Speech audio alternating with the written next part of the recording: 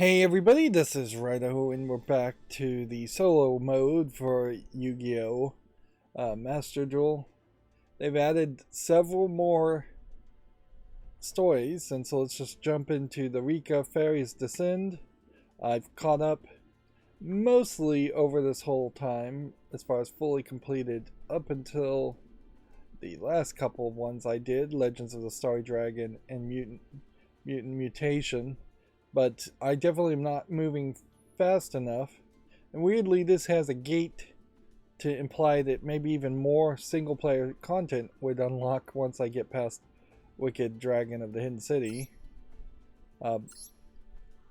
Overall, though, these solo missions are either really short, where you get a scenario, practice, duel, gate, another duel, and another duel, easy, medium, hard, and then you're done. Or on a slightly rarer occasion, you get one that is super long. And the general idea is to introduce a small selection of cards that barely makes a deck or two, so somewhere between 40 and 80 cards, that unfortunately, much like the legacy packs in the main game, just seem to be cards you really couldn't ever play. And it's a big problem as far as just the meta of playing Yu-Gi-Oh! In that there's probably about 4 or 5 decks that you can play to actually be competitive, and they all involve cards that would have been released in the last 2, maybe 3 at most years. Maybe there's a few cards you could use like Monster Reborn that are evergreen and usable at any time, but the vast majority of cards that are actually competitive aren't the cards we're getting in the solo mode. So you have about 4,000 cards in the legacy collection that are given to you that are not playable, and then you have a solo story mode that makes you spend a lot more time to get about 80 cards that also aren't really playable. And that makes this situation where there's not really any reward they can offer that makes it worth it to do the solo stuff. Like fluttering petals floating in the wind, they dance. And the reward they do offer, like floating petals flowing in a gentle breeze, they fly up. This feels like this is going to be like a snow fairy themed story. What they do offer for beating any 3 solo games on a monthly basis, maybe a slightly more often if you played more solo mode, is just about 25 gems. So basically nothing. You need 100 gems to draft even one card pack of 10 cards. And then they give you sometimes a pre-made deck, which again is not playable, so it's nice to have it, but then they also limit the number of decks you can craft custom, so the pre-made decks are in another section you probably aren't going to look at. This game has been out for over a year plus now. We're probably approaching a year and a half to 2 years, and the solo mode balance really has not been improved. It's been slow going, frankly, for Yu-Gi-Oh! Master Duel, but it works as a game. It's not making drastic changes that ruin the game, which arguably Hearthstone at this point has made far too many drastic changes that kind of ruined the game. Hearthstone also in its early years had a bad habit of really only having one ranked mode that mattered and then making all the old cards not matter before it eventually just tried entirely different types of gameplay mechanics, auto chess type stuff.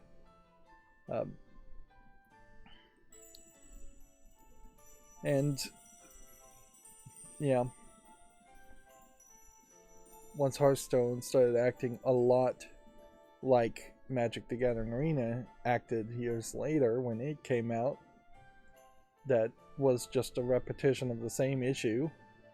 Magic the Gathering, even before its latest digital iteration in Magic the Gathering Arena, has always had a terrible system that made most of the old cards pretty worthless as far as actually being able to play them in tournament play at least, and also tried to make their old cards valuable, or seem valuable at least, so people would collect them.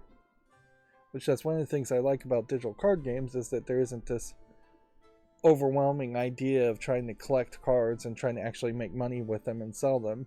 You might try to collect cards to get pretty art in your digital game, but that's it. Yep. And yeah, already 5 minutes in, I've lost interest in the story. Snow fairies. There are snow fairies. There's more description here.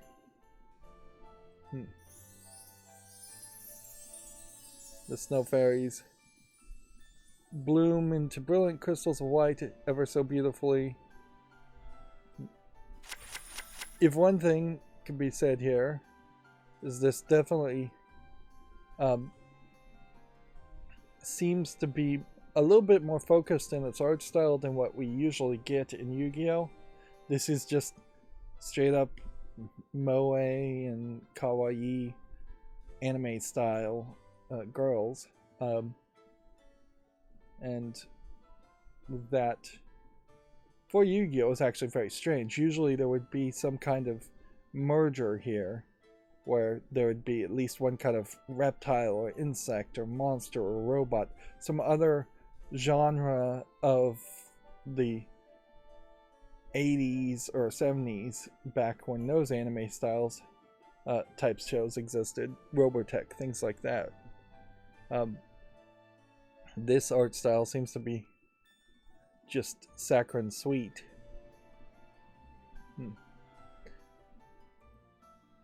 Rika flowers. Fairies take on many forms.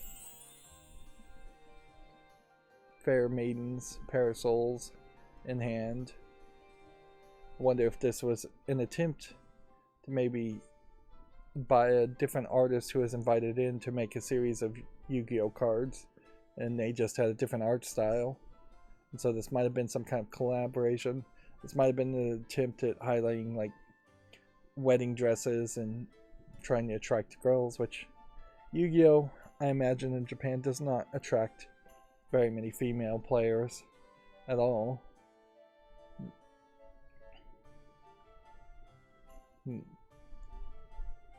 Secret of the Snowflowers remains under wraps. So yeah, I poured through that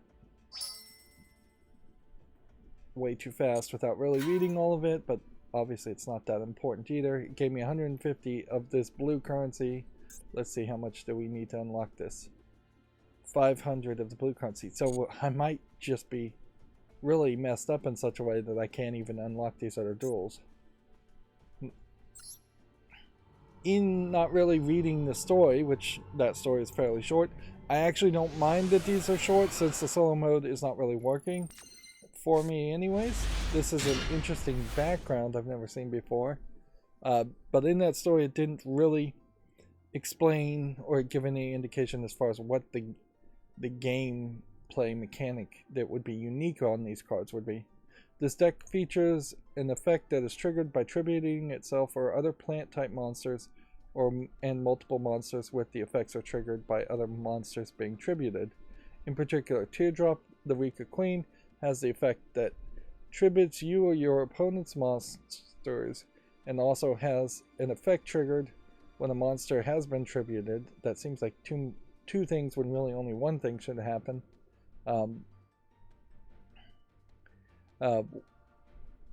This monster serves as the centerpiece of the Rika deck. Also, with effects that change the monster's combination and levels, you can interchangeably rank up 4, 6, 8 XYZ summons as well. Does any of this visuals here really adequately explain what was written here? You summon something, you attribute something to the graveyard. Then you summon something else, you attribute something else to the graveyard. Yep. That visually does not explain itself. It is very possible too that even in at most 80 cards being around this theme, there's a card back here, so I'd assume we're going to unlock this play field in this card back.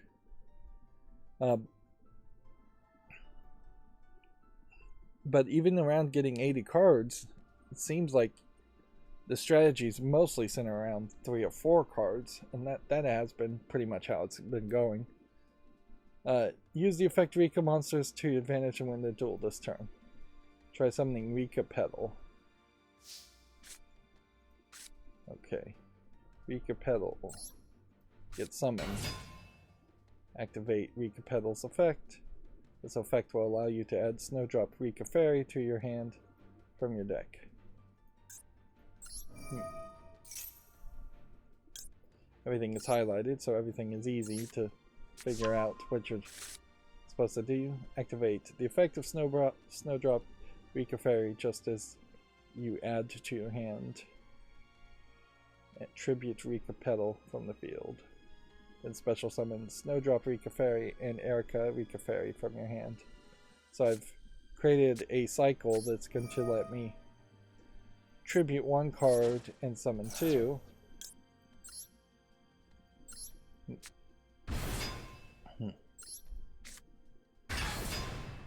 Now activate the other effect of Snowdrop Rika Fairy. By matching the levels of plant monsters you control, XYZ summon will be easier to achieve. Select Snowdrop Rika Fairy itself as a target for this effect. And level Erica the Rika Fairy to level 8. Okay.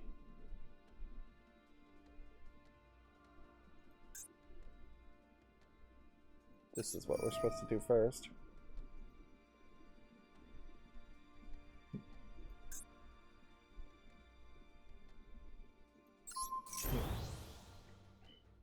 Now you have 2 level 8 monsters on the field.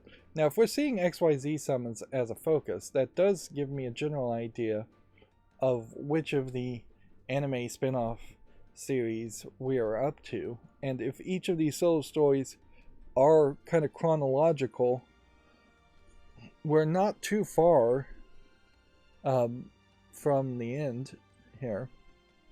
I think maybe Pendulum Summons come after XYZ Summons as a new gameplay mechanic.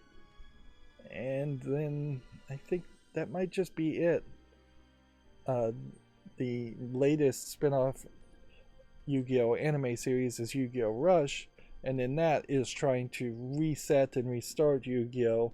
By making just a completely different game that is supposed to be way faster. Arguably too fast. If anything, it's kind of like Marvel Snap, where the game only takes like 3 minutes. There might be... There's almost certainly a better way to potentially think about how you would reboot or rewrite the rules in Yu-Gi-Oh! To speed things up. Particularly if you could maybe limit the number of actions you can take, number of summons you can take in a turn. Just go back to some very strict rules that were constantly pushed and stretched as they added more and more cards. Try XYZ summoning Teardrop the Rika Queen. So, this needs 2 level 8 monsters to summon. And nothing else, no polymerization.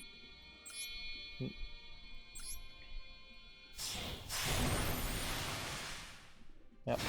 XYZ summoning, effectively an idea of getting rid of the polymerization card, which had been around since the very beginning, but not an idea that could be fully implemented in that you could XYZ summon any kind of extra deck card, because then that would break too many things.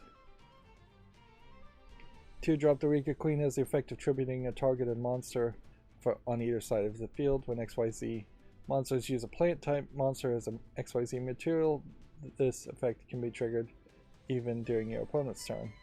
Now activate Teardrop the Rika Queen with the opponent's monster as the target. So it's just going to tribute this by detaching one of these as a cost. And weirdly, feels like that just tributed something.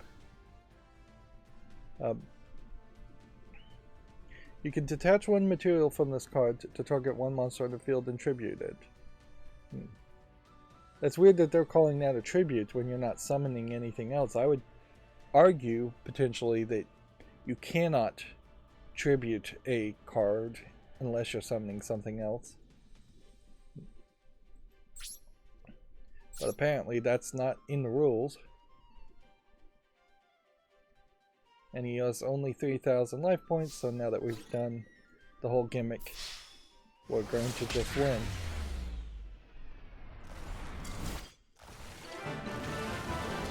So in that practice, we've learned two concepts. Summoning characters to the field in weird ways, and XYZ summoning characters to the field in weird ways. We will unlock a spell card here if we do this, and we would unlock Rika Princess if we did this. Let's try the interesting footage. I'm in a very weird position certainly with these solo videos too, because I record them and then I want to kind of make a week of footage and air it so that there's multiple of them, but that really makes things go very far in a backlog, whereas the best thing to do if I was more ambitious would be to almost live stream these solo missions as soon as they come out. Okay. So we just have random cards. So we have a 1200. We want Snowdrop. And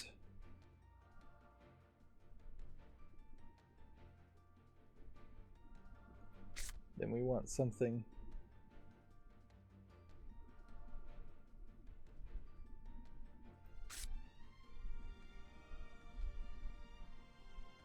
$800. Can't summon this because it's an 8.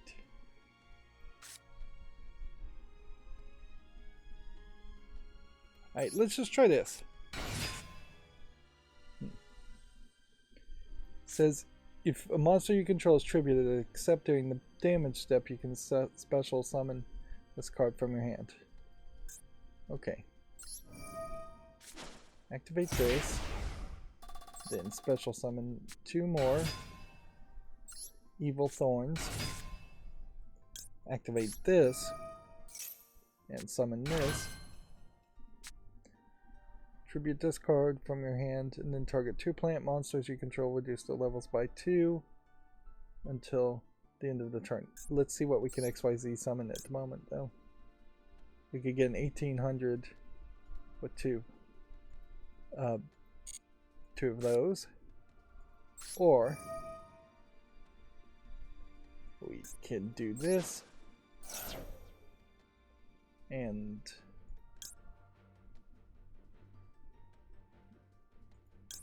let's see. Summon that, I think, is the other move. Of course, this trap isn't going to do much for us.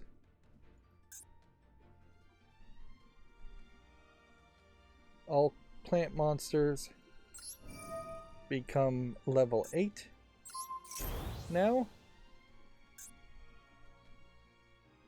It could also reduce their level, but I don't see a reason to do that. And then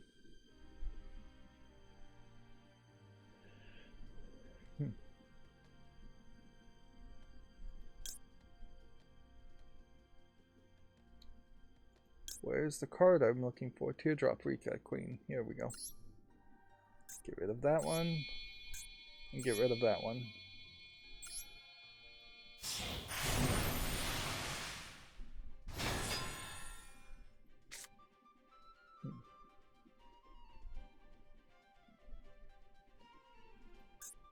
Now on this, would there be a reason to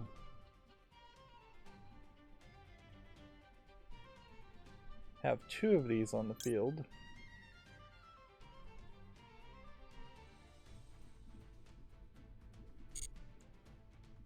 No, I don't think so. Go ahead and detach this card. Destroy that.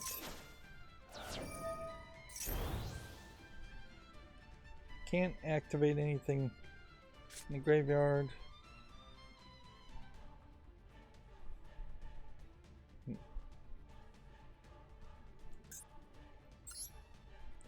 You're just not going to XYZ summon something, more than likely, if you don't have if you don't have 2 cards worth tributing. The Link Summon cards here may have come after XYZ too. Yeah. Basically, every time there was a spin-off Yu-Gi-Oh! Anime series before Yu-Gi-Oh! Rush, you would get a kind of different style of extra card that ended up in the extra stack. Which, arguably, some of it's getting kind of crazy.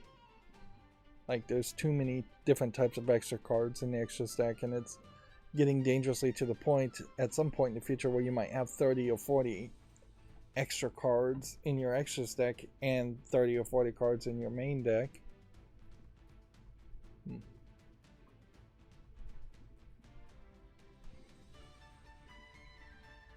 Guess we'll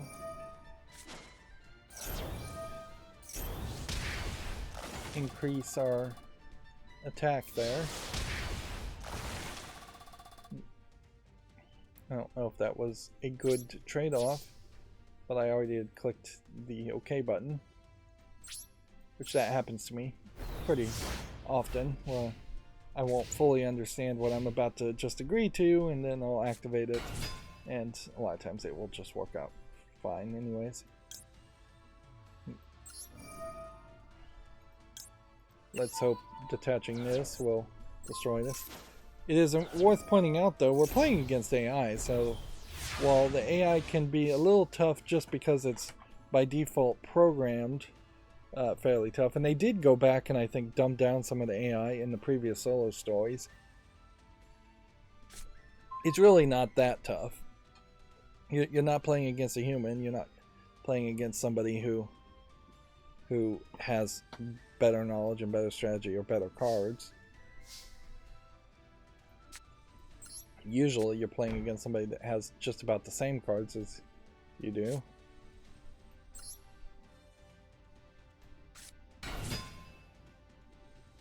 I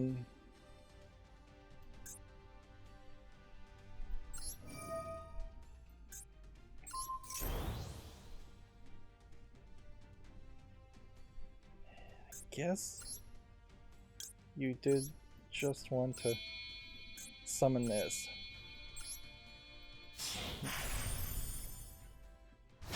The only real difference between a Link summon and an XYZ summon is that Link summons have arrows, and the second extra Link summon you have to summon has to be pointed to by the first one,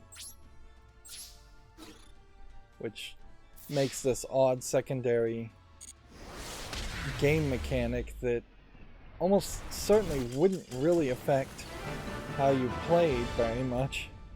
Like, where you put something on the field is usually not that important. Still very, very far away from, I guess, level 50. If the max level is level 100, we're extremely far away from that.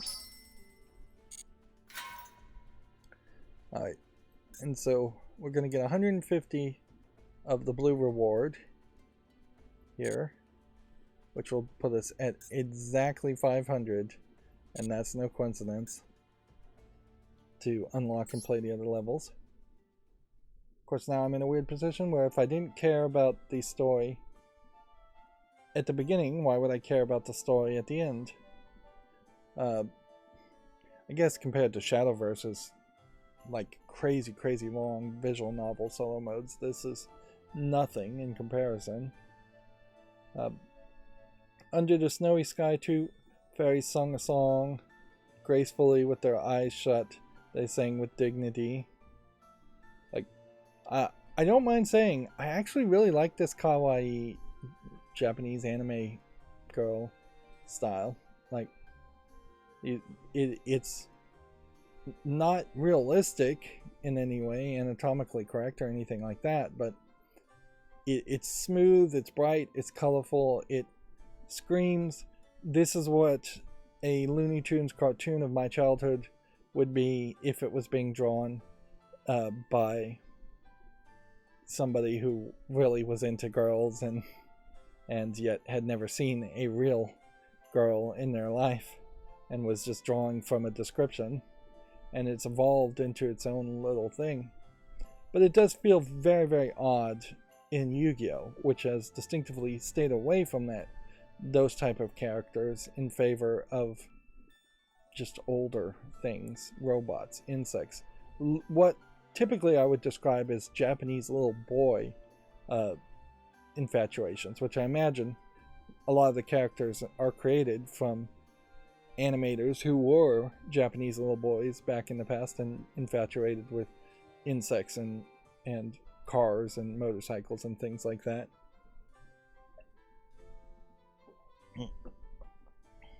At no point would I say that I think Yu-Gi-Oh! Could become more of a girly product, because you have to remember that in Japan there's a lot of other card games and a lot of other things in general that that girls could be into. Sailor Moon, there's almost certainly a Sailor Moon card game, yeah, I would guess, and I would almost certainly think that there's a Cardcaptor Sakura card game out in Japan.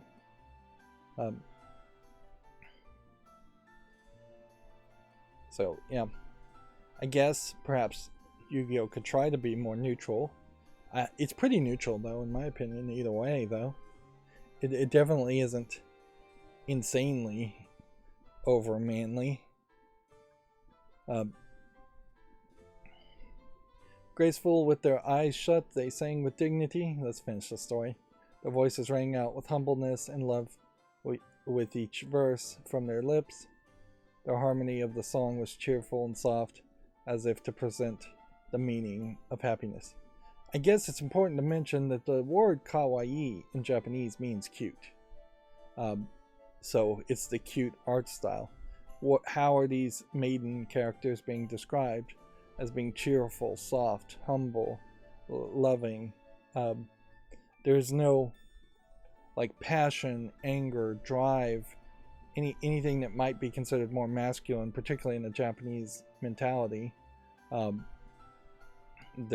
There's no ambition, seemingly, in these characters. Whereas any other character in any other solo mode, you would have people with a goal. They would be heroes. They would have a goal. They would have an enemy. They would have a goal in the sense that they were plundering pirates. We just got none of that.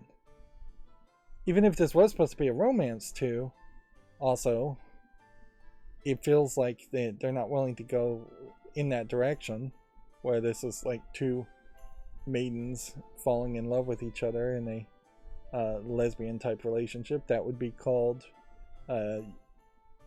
Yuri, Y-U-R-I. And yeah, it's not uncommon in Japanese games to have a Yuri visual novel where two girls are in love, or a Yuri story in general in anime or manga. But again, Yu-Gi-Oh's kind of too kid-friendly to get into that. The sun glitters in all its splendor upon the gardens where the flowers bloom. Two fairies exchange looks. They hope the hope of the world born and bred, the guiding hand that leads the way. Again, this all feels like it's a haiku, just poorly translated to English. The radiance that comforts the uneasy heart, the hand to support one's burden. And see, if this was supposed to be like an analogy that this is the sun and the moon or something like that, I'm not really getting that idea either. Beautiful are those who take hand in hand and give strength to those in need, even against all odds. In the dim flow of time, two fairies gracefully dance. Yep.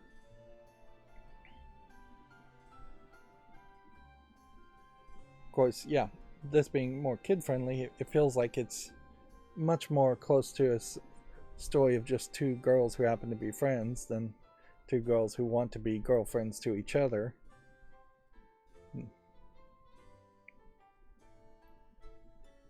With one bold step, their clasped hands are held in trust. Though their steps are modest, their clasped hands are held in longing. With their spinning parasols, they open up the world, creating a path that persists even through sorrow. Swaying and dancing all the while. There really is just no substance to this narrative, is there? And then we're still getting just very cheap animations. Your soul glistens in colorful shades like a bloom of snow as it twinkles and sparkles. Oh, can you see the secret of snow flowers in your eyes?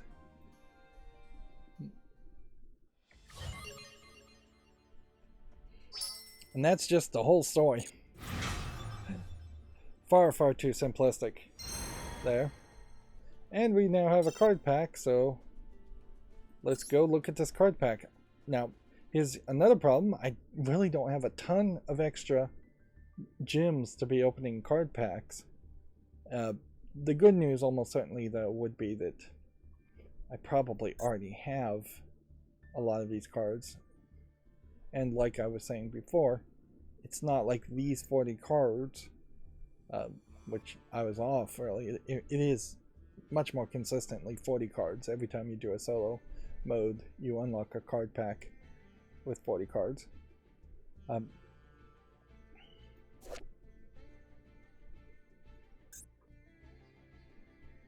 They have long since given up on the idea of having any backstory on Yu-Gi-Oh cards also.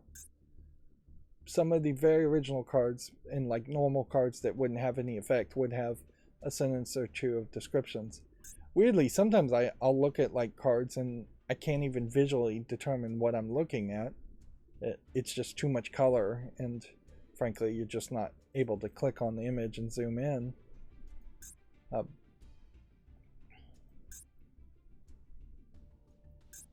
It also definitely feels like some of these cards are a bit of a stretch to be in the same collection. Things with fairy in the name or Rika in the name make sense, but some of the other things perhaps don't make as much sense. Botanical Lion is maybe a bit of a stretch. Botanical Girl may be a very old card. Almost certainly there was one episode in one of the Yu-Gi-Oh! Spin-off anime cartoons that had a character that played these fairy characters, and that was it. They showed up for maybe 2 or 3 episodes if the fight went long. But that is almost certainly just an unimportant episode overall. So I don't own any of these 4 super rares. I don't own any of these 4 ultra rares or any of these 4 super rares. Otherwise, I do own probably enough of these other cards to not want to open this.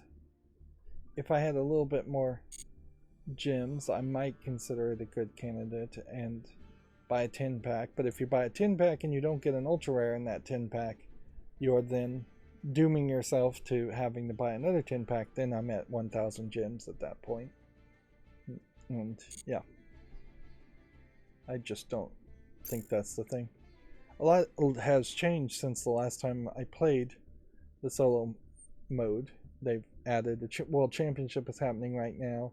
They've added a Duel Live replay. They've still done nothing with the gift box, but they've also added a featured section in the shop and the ability to just continuously scroll down in the shop to reach more and more content that you can potentially purchase if you haven't purchased it already. They've also improved some of the filters here, where I could probably say, show me not completed if it was not completed. Let's see, complete here, sort it here. Nope, that doesn't work. Locked, maybe. Nope, that doesn't work. Not clear, maybe. Well, I have cleared this one. So weirdly, there is no way to say show me not cleared and not completed, which that's the ones I would actually want to see. And now there's a gate here, which I'm not sure there was before. So yeah, the solo mode still needs some work, and it frankly needs a following system, and it needs to get rid of these banners in favor of just better art, bigger art. Like, I couldn't even tell you what this image is supposed to be until I click on it, and then even clicking on it, you can see it's just a monster in the shadows. You definitely are scrolling down way too far. Let's hop back in now. So we can unlock this. We'll get absolutely no reward for doing that. We can now take on a slightly different, more challenging 4-star challenge. If I actually cared about what cards I was playing, I could look at these. You can see it definitely seems like some of the cards are slightly different. I'm going to give this one attempt with the Loner deck, and then I'll just play with my good old standard Zodiac Tri-Brigade, which in ranked play I'm still playing it. It's been months and months and months. I've tried to build 2 other decks. I've even been suggested a 3rd deck, but I just don't have the crafting points. If you're a free-to-play player, you really only have enough crafting points 2.5 years in, potentially, to craft one really good meta deck that can get you up the diamond, but probably isn't going to get you much further. At least that's my experience. Maybe I chose poorly. Okay.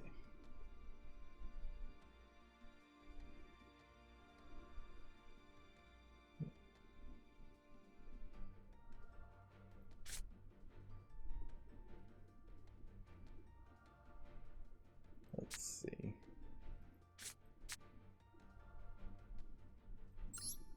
Let's do this. Then let's do this. Then this will let me set either this card.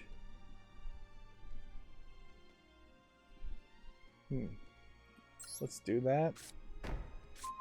Actually, I already had that card, didn't I? I should have done the trap.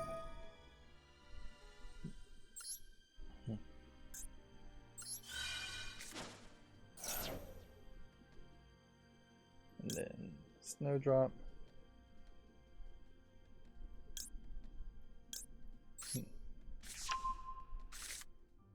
Now inherently, what I'm doing here is I'm trying to summon the same cards I did before, just perform the same strategies.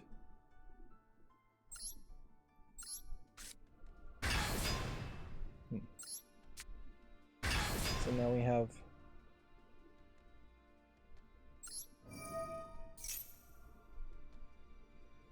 more cards.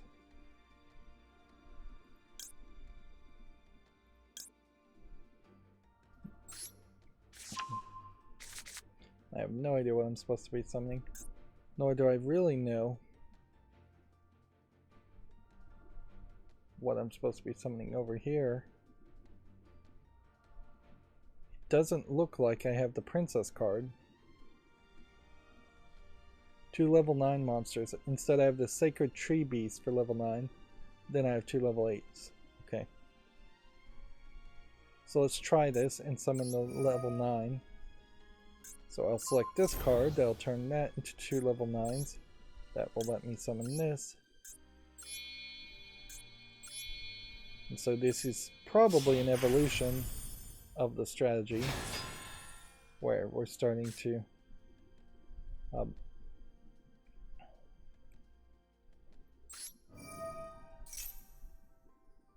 let's see.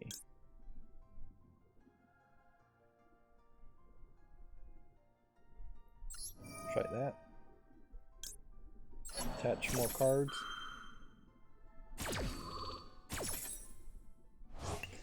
Yeah, we definitely are getting into that realm of modern day Yu-Gi-Oh! Where you're just activating ridiculous amounts of cards. They've added this new percentage system too, which isn't super helpful, but it is kind of nice to see.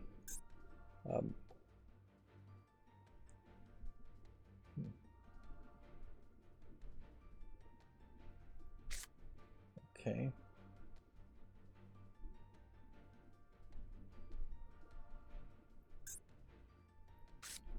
Let's go ahead and activate, I guess, this one first. And guess we'll just toss this one. And then let's go ahead and activate this and take 1,000 damage.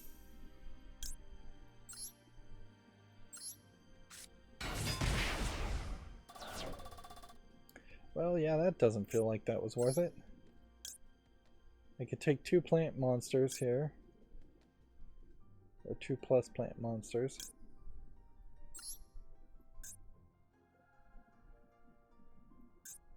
Can I cancel? Let's double check what this would do. 1,800? Yeah, no reason to do that then. So yeah, I'm just trying to learn on the fly as we're playing here as to what the cards do.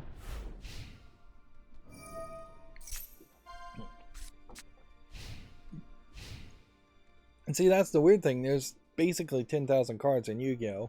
There's enough room to potentially have single encounters of solo mode where you're literally just playing a pre-programmed practice match around the use of one specific card and the 2 or 3 times in which most specific cards, most helpful good cards can be activated and used.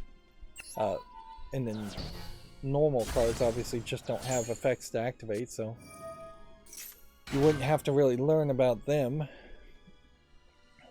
So a deck potentially with all normal cards except for the cards needed to summon and activate one specific card could be an interesting challenge and a different style of gameplay, instead of the solo mode just being exactly the same as playing ranked, but you're playing against AI with decks you're not going to be familiar with and never will be familiar with, to earn 2 or 3 rewards that aren't really worth it. Maybe you're getting 6 rewards in this instance.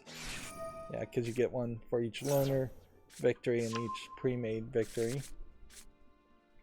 I could definitely see if somebody hadn't made a good deck like the Zodiac Tri-Brigade deck I used, that you would struggle with the pre-made decks challenges, but also you probably just struggle with Yu-Gi-Oh! Ranked play, and that's the thing that's going to kill you and destroy any interest in continuing to play Yu-Gi-Oh! Is if you're just constantly losing. At best case scenario, you're going to get slightly above 50% success rate in Yu-Gi-Oh! You can see some of those cards are saying 54% success rate. I've never really seen anything that is used 100% of the time or even 60 or 70% of the time, and that leads to the players winning.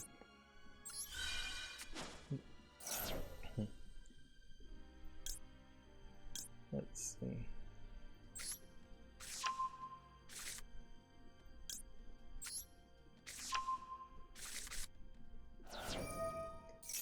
It feels like these Rika fairies should have had a lot more story to them too, I have to say. It is just weird that they only focused on 2 characters when it seems like there's 4 or 5 of them.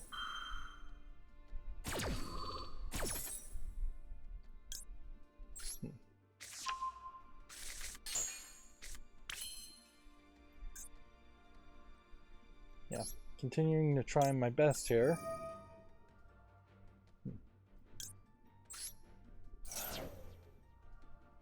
But I do have to say, this is really just constantly going in circles.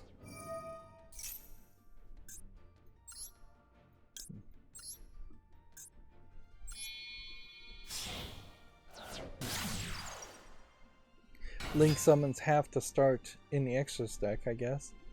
In the extra fields. I think it definitely was a mistake to introduce extra squares, too.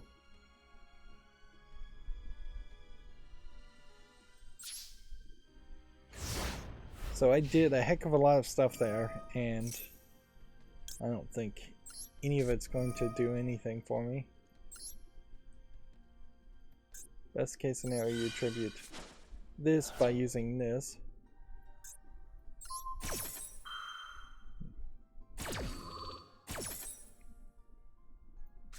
Then I guess I'm stealing his card.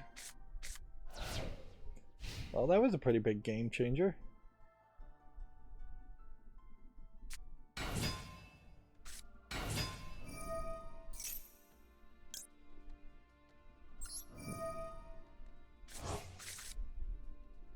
Go ahead and tribute this card.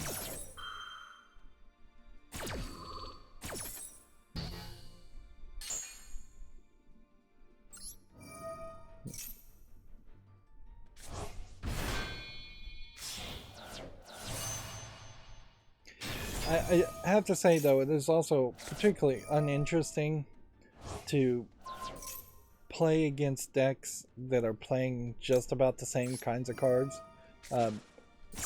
Sometimes it's a little bit more obvious that there's like a counter deck that they're putting against you, or that they have maybe two different types of decks that they're picking from at almost random to challenge you. But you're not running into just completely random Yu-Gi-Oh decks that you would if you were playing ranked, or very standardized meta decks that most people play when playing ranked. I guess that would be probably a better way of describing it. Is that when playing ranked, you usually see about 4 or 5 fairly standard ideas.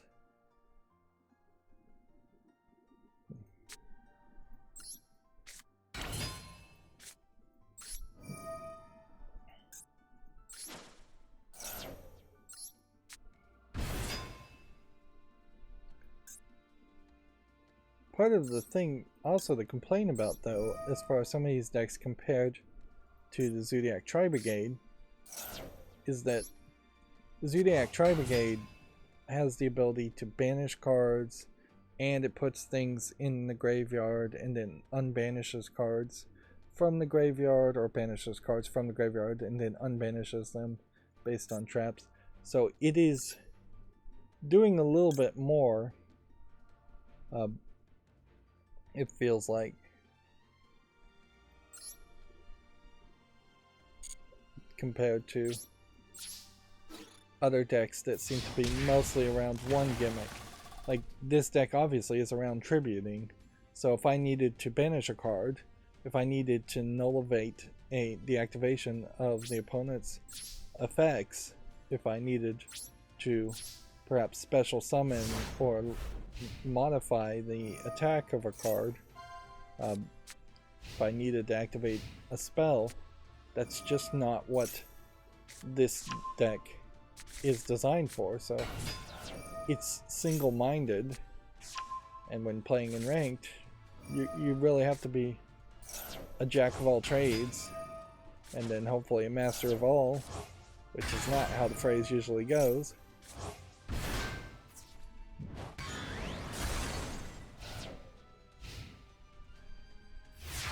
I definitely do agree with the Yu-Gi-Oh! Rush concept of having only 3 monsters, but I don't agree with the Yu-Gi-Oh! Rush concept as it's shown in the anime cartoon, where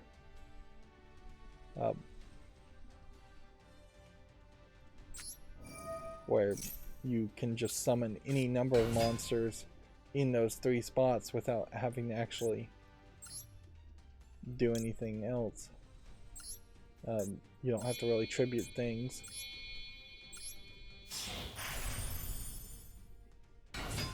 So the game itself comes off very weird in the sense that there's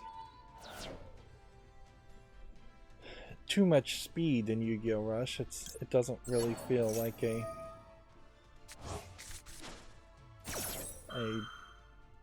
fully thought out game. It feels like you're just managing to succeed by having the strongest characters in the deck. If anything, Yu-Gi-Oh! Rush feels a lot like the original Yu-Gi-Oh!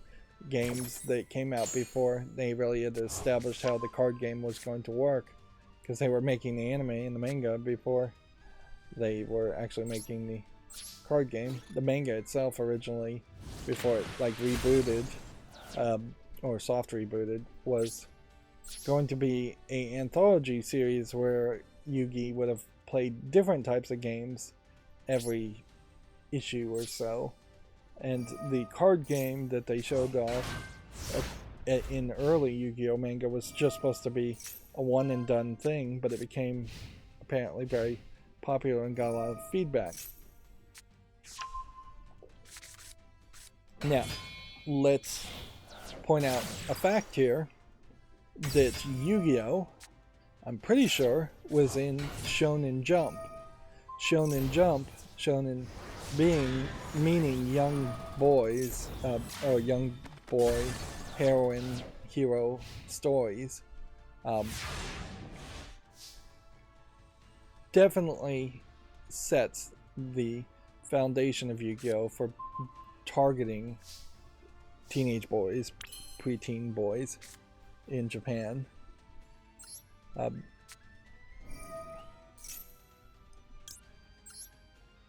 So definitely that first anime series obviously was focused towards boys, and that's why you have a team of 3 male characters and 1 female character, and the female character is really just there to be kind of a love interest to Yugi if they ever decide to go in that route. And then there is, throughout the first season of the Yu-Gi-Oh! Anime, like 1 female competitor enemy character. Pretty much it. That's it.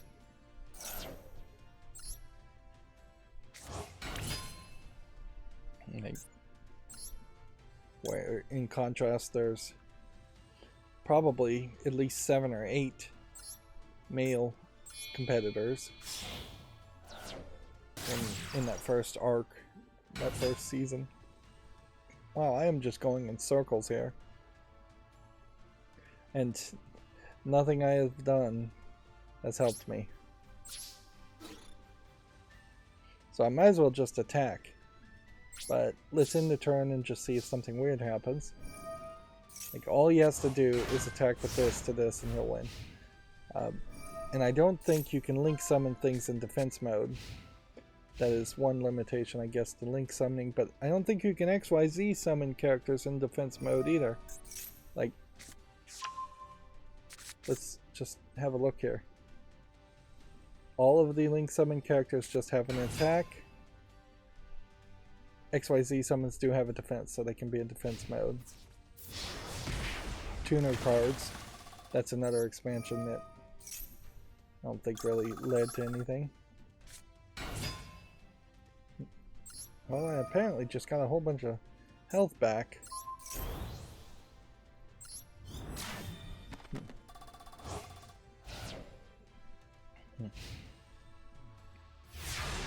I have no idea how that happened. I definitely was not planning for that to happen.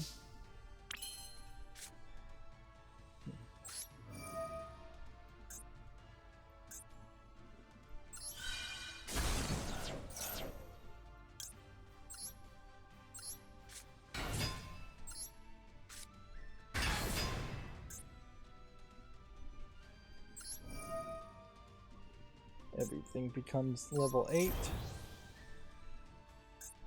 Letting me summon this one. Now here's the problem. Is this a hard-fought victory, or is this just a lucky fight? Lucky shot? That's the question. Let's see. Let's go ahead and attack here.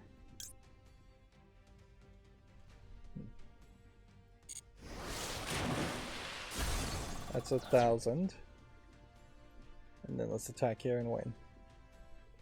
I'm not going to bother to activate the effect.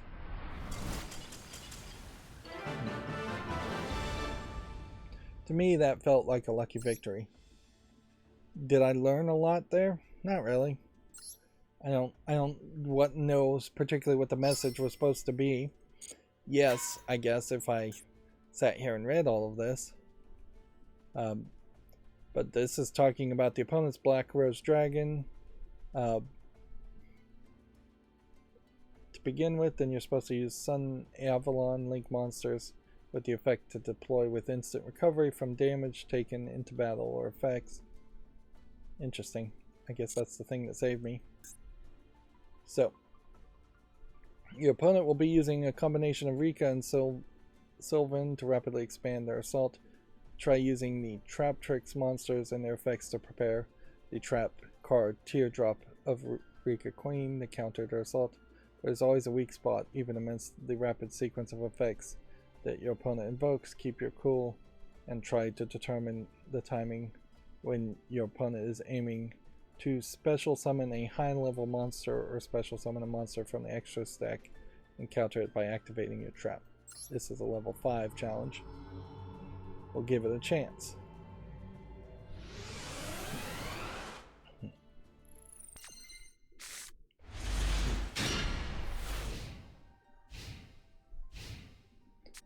I still haven't seen what I'd have to do to get this card back or this playfield.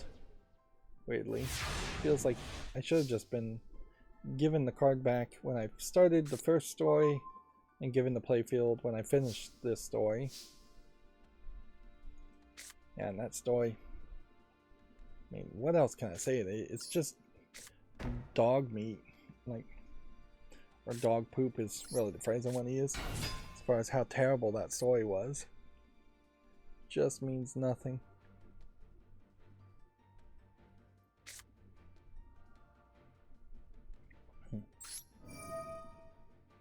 Okay.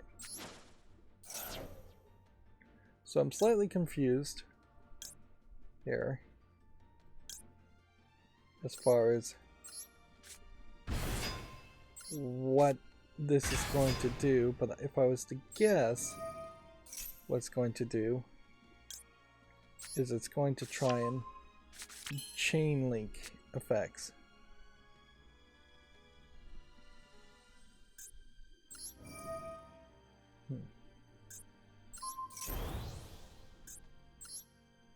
I think mostly though we want to stay with what we've been doing.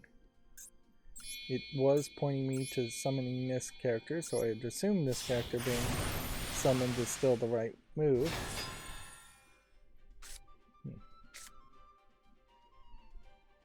Don't want to activate that.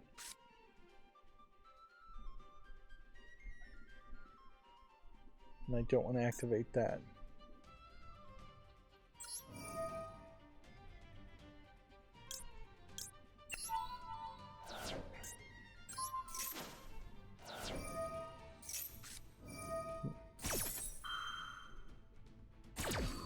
So here it starts a chain.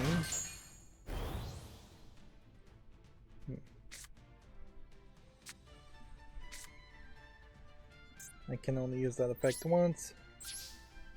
Let's see how this works. Activate this effect. That was a bad effect to activate. I thought that effect was going to summon it to the field. And that is not what it did. It just increased the attack when I was attacking a defense position monster, which is not going to help.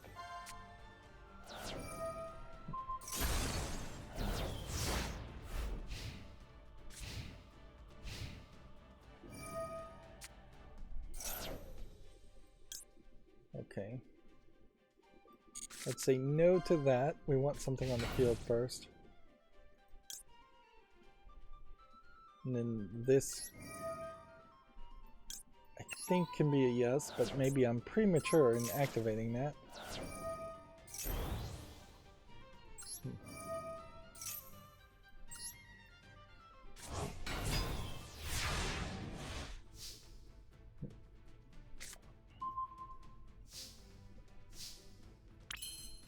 Okay.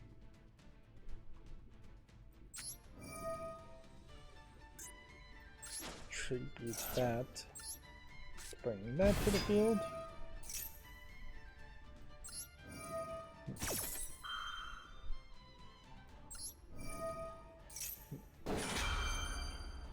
If anything, I'm creating the chains, not the opponent. Let's see, which one do we already have? Let's get this other spell card.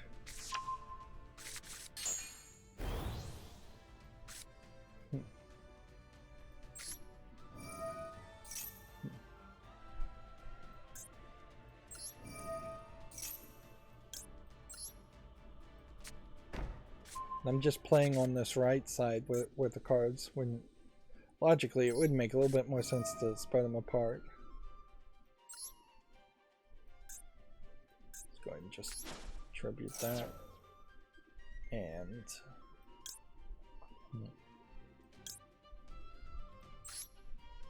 add that to the hand.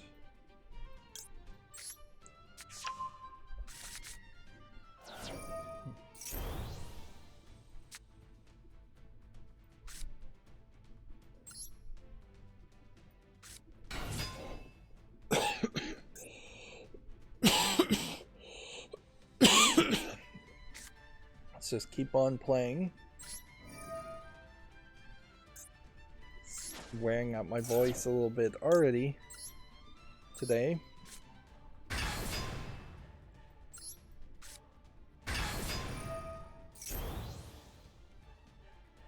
Okay.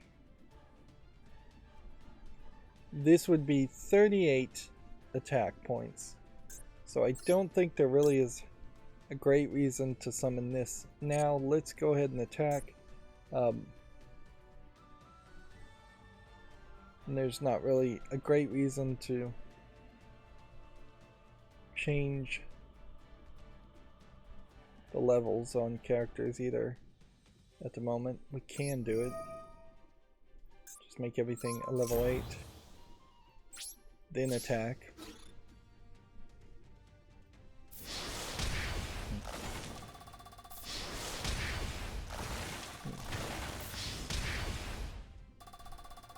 And so yeah, I didn't even really have to do that much. Again, did I figure out a strategy there and win against a challenging opponent? I really don't feel like it. I feel like it basically did not matter what this opponent played at all.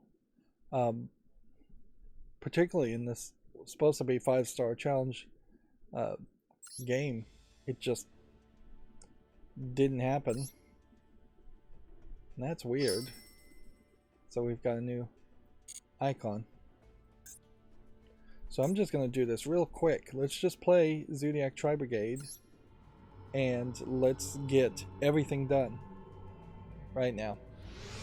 I have such incredible faith as far as Zodiac Tri-Brigade that I will potentially win in just 2 or 3 turns, that I'm willing to commit to doing 3 more gameplays in a row. But yeah, this will... So you have a card here to start with that will destroy spells. That's not it. That's not something that you usually have in these solo decks that they loan to you. You have a card here that will give you 2 more cards by banishing 10 cards, which is a kind of high expense.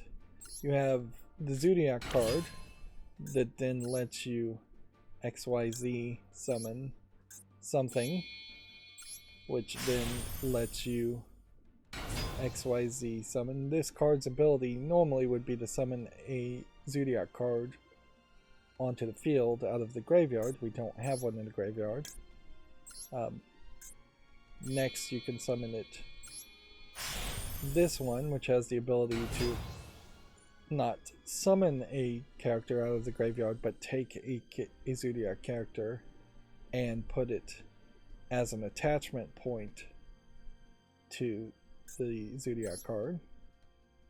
And then you have this third character who has the ability to attack directly. And then you have Trident as the ability to detach a card and destroy a card, any face-up card, which is why you would summon those 4, so you have 3 materials to attach. Here we have Call of the Grave to counter the effect here that this one is trying to activate. When it's into the graveyard, add 1 plant monster to your hand. Let's counter that. Just destroying the strategy of this opponent. Like that, nothing they've done has worked. And I'm going second, so I can just attack directly. But wait, there's more. I can also activate this card to discard this card. So by doing that, I can activate that card because it was discarded, and I can discard or draw a card here. That wasn't what I meant to do. I meant to draw a different card, but whatever. That only hurts my strategy slightly. I can now banish these 2 cards from my graveyard and special summon this Link Summon monster, who happens to have the ability to let me summon another card to the field. But wait, there's more. Because this is a Link monster, I can Link Summon now either this card or this card. So access code talker, you do that. That counts as 2 summons. You do this. That counts as 1. You do this. That counts as 1. You put that here. Notice I have a considerably higher amount of familiarity of this deck. I can activate access code talker's ability to take the attack from this 1600 Tri-Brigade character and add it to the attack of this one. Meanwhile, I can activate his ability, which will let me draw a card and decide to get rid of, say, another card that I don't need. I have to send 1 card back. So, not even a particularly strong first move. I've done way better. I am at 5,500 damage with nothing on the field, and it's only going to get worse. If he tried to activate anything, I can discard Ash Blossom. If that wouldn't work, I could use Forbidden Droplet to stop an effect monster's effect and reduce a monster's attack in half.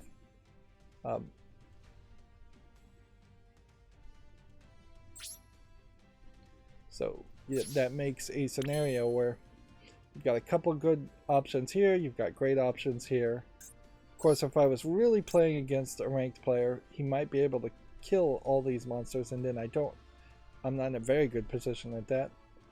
Because I attacked with a Zodiac monster directly and did direct damage of some sort, I can now replace this 1200 monster with Zeus, who is 3000 attack and 3000 defense, and he has 4 attached cards. He has an ability to detach 2 of those cards and send all other cards on the field to the graveyard, which often also counteracts any activation of any effects, depending on how that all works, or at least preemptively solves that problem. Now, does this have anything to do as far as a deck to specifically balance or counter Rika cards? No, not one bit. These are very generic strategies that work over and over again unless somebody is playing a very specific counter strategy. So, activating Zeus's ability there cleared the field and just forced him to end the turn. One problem you might run into is if you activated this twice, you would have only 10 cards left and you might run out of cards, but practically speaking, that never really happens. And then here's another counter. If your opponent tries to special summon 5 or more monsters, you can destroy their chain of special summons, and that can work sometimes. It's not the best counter ever, but it definitely works. And while Zodiac Tri-Brigade is not really dominating ranked play, it still 100% dominates the solo play. Like, not a single time have I really struggled by much when playing with the Zodiac Tri-Brigade deck. So I would heavily suggest, if you were new to Yu-Gi-Oh!, try to see if you can make the Zodiac Tri-Brigade deck without spending a lot of crafting points, and then think about a meta deck for ranked play, because whatever meta deck for ranked play you build is you're going to have to figure out a way to make that last you if you're going to stay a free-to-play player for a lot longer than it probably should last. But Zodiac Tri-Brigade will stick with you for years against these solo single concept AI opponents. It's not exclusive to Zodiac Tri-Brigade, though. I will also point that out. You could certainly make a different, very strong, close to the top of the tier meta deck, and it probably would work just as well. This time I didn't summon Trident as a strategy because I was going first. Maybe that's the right move, maybe that isn't. We'll go ahead and use Ash Blossom to cancel this guy's effect. Discarding Ash Blossom cancels basically every effect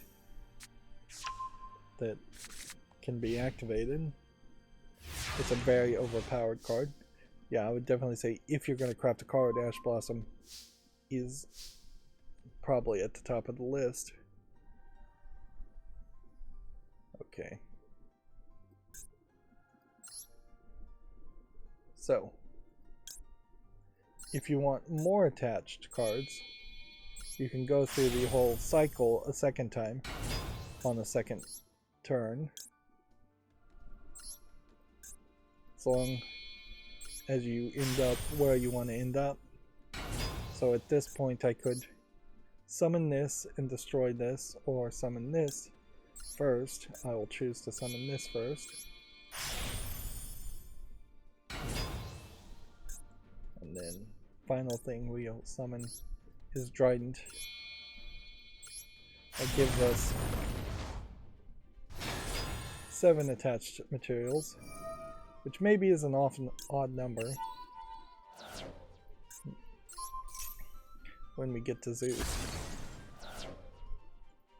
Then your choices are either 0 attack or 700 attack, so we'll go with this. And there's not anything more you really want to do in this case. Second turn, not anywhere as devastating, but it does push back to your main strategy of getting to Zeus. Sometimes you get unlucky. There almost certainly is also some room for improvement on the Zodiac Tri-Brigade, or just some major changes on the Zodiac Tri-Brigade. But it's going to work. So since it sends this to the graveyard, then that activates, so then I can send something else to the graveyard. And we want at least 4 things of that style of creatures in the graveyard. I think they're warrior creatures. Winged beast. No, I don't think they're winged beast. It's beast warrior, beast, beast.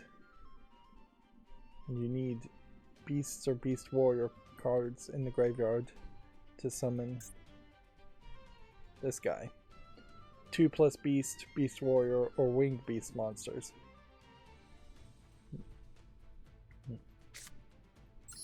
Now when you summon this, you have to put him in a little bit of danger, so he's face up.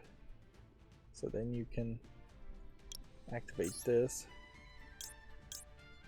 which maybe it's a little premature to go ahead and activate this, but we'll do it anyways, because when this guy gets summoned, he gives you the ability to banish a monster. We don't have a monster on the field to really banish, but we've just won.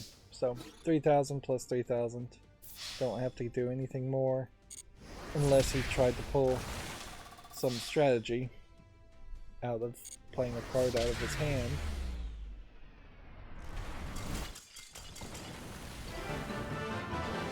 And we're meeting basically no resistance at all as far as whatever deck the opponent is playing. Like, you get rid of that first card that needs to activate, and that is that. Weirdly, I'm only going to get 200 gems, which, again, I feel like these rewards should be a lot higher.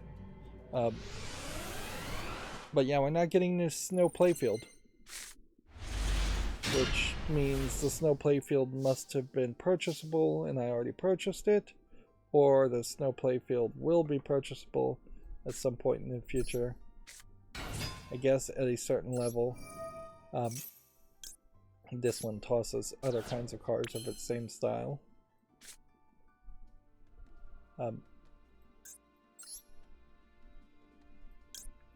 Yu-Gi-Oh! Deck playfields, though, and the way they're all decorated, does have this kind of distaste for having just very normal looking playfields. This playfield easily could have been in any other kind of card game, whereas most playfields have a very Yu-Gi ancient Egyptian style or sci-fi style, something that is really referencing. Whoops, I picked the wrong card there.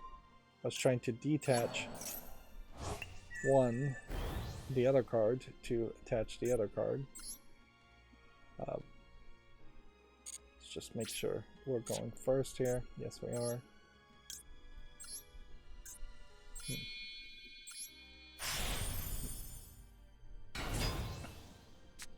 That gives me time to set this trap card, which can stop the activation of an effect and stop potentially the activation of other effects in this column.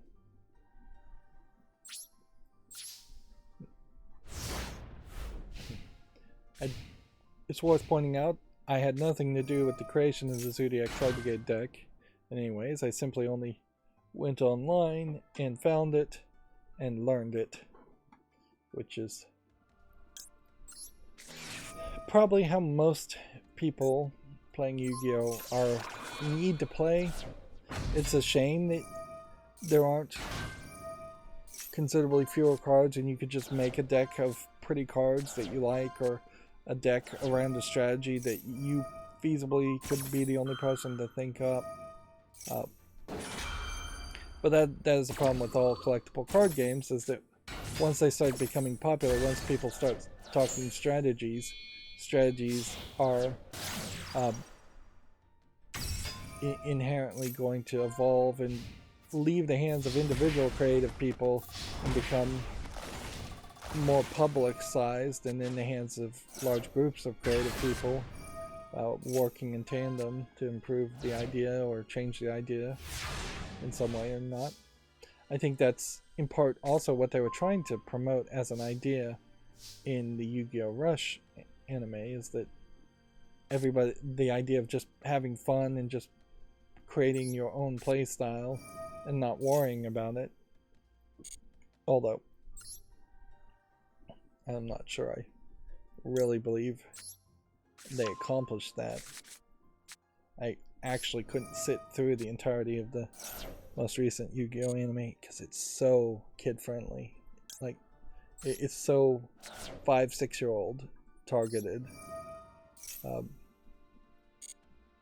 that it loses any of the edge that the original Yu-Gi-Oh! Anime series might have had. Which, even in fairness there, you also have to admit that a lot of the edge of the original Yu-Gi-Oh! Anime series is only gonna be felt there if you are basically a preteen, teenager, edgelord type anime fan in the first place. It's gonna come off pretty cheesy to most adults. Although, increasingly, as TV gets worse and worse, going back to a 90s cartoon is really getting to be closer on par with the quality that you would see of current primetime footage. That none of the writing or the quality of the entertainment is particularly high.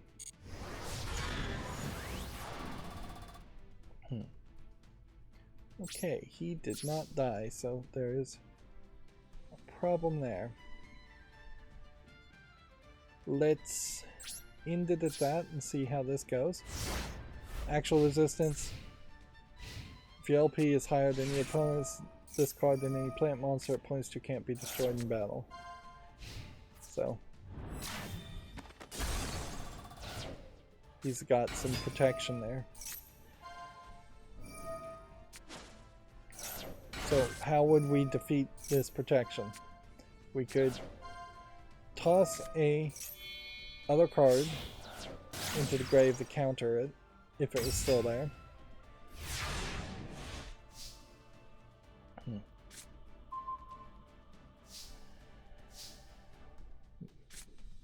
Go ahead and activate Harpy's Feather Duster. That's a pretty old card, but it still works well. So that stops him from potentially tributing my cards. And then let's go ahead and activate this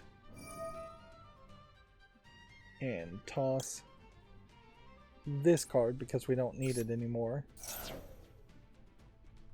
And then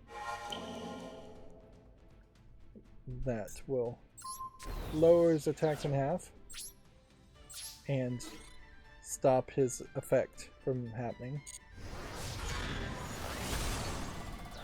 which then leaves us one card to one card, and I have the advantage with a 3000 here and this trap, which can summon another card for me next turn.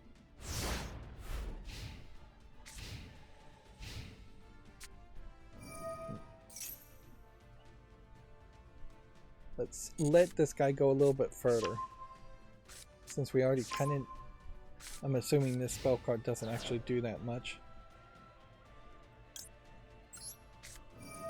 Now let's activate this. We'll take the 4 banished cards out of being banished and put them back in the graveyard, which won't trigger those 2 cards, or that one, or that one, but would trigger some of the other cards that activate as an effect when you go into the graveyard. It is crazy though, you have to summon each card to the field to just tribute it. We don't want to activate the effect on either of these 2 characters.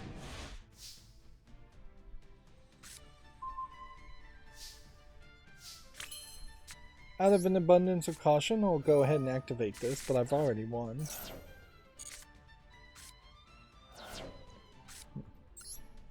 We can set trap cards, but it's not like you get extra score for setting trap cards or activating trap cards or extra XP towards a player level.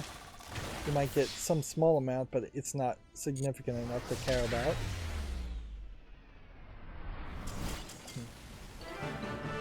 But yeah, that gets back to my main complaint around this solo mission is you showed me some cutesy snow fairy anime girls and you told me absolutely no story there. It would be very interesting, I suppose, if that gate unlocked and then there was something new here that said like the week of fairies discovered and it just like continued the narrative later on, and maybe that is what's going to happen. But at the moment, if anything, it maybe unlocked one more solo mission here, and I probably want to do at least this, if not this, and this, and just try and catch up as much as possible. I will leave these clear points to potentially use that when I have a daily win play in solo mode quest again.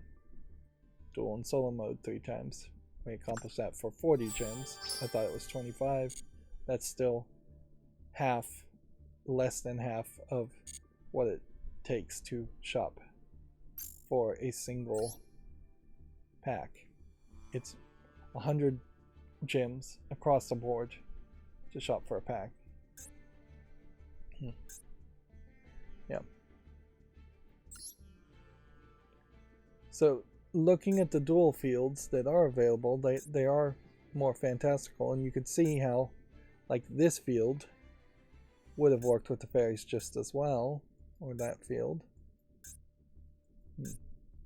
Far too many fields in my opinion. You're just not going to see it, and Yu-Gi-Oh! Does a terrible job where even if you do select a field that you want to see, you're only going to see that field in the bottom half, because you're going to see your opponent's choice of field in the top half. The volcano, I guess, is somewhat normal. But yeah, no snow field. So that must be given to you later.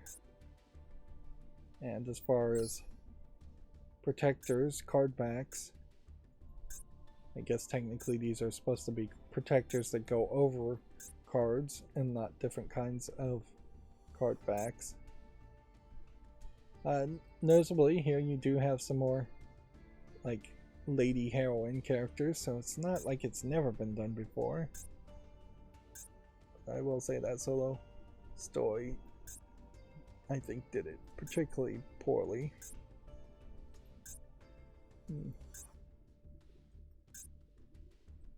Not seeing anything here that says Rika.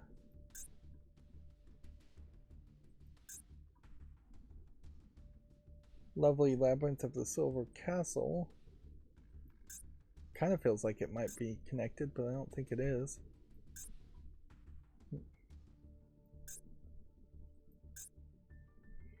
Hmm.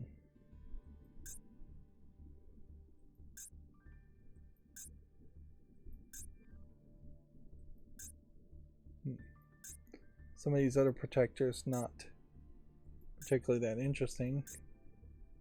And the Dragon Maid one was a crossover card.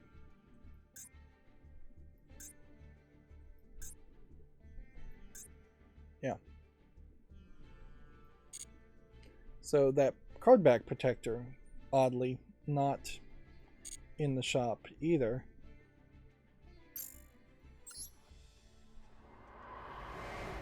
That is weird. That certainly strikes me as strange that you have no story and then you have like actual content that um, that is being shown to you. You could also look at your opponent's deck. As far as the protectors and the playfield, you have no way to unlock it. I guess this is new, where they're showing off what cards actually show up in the story in the scenario.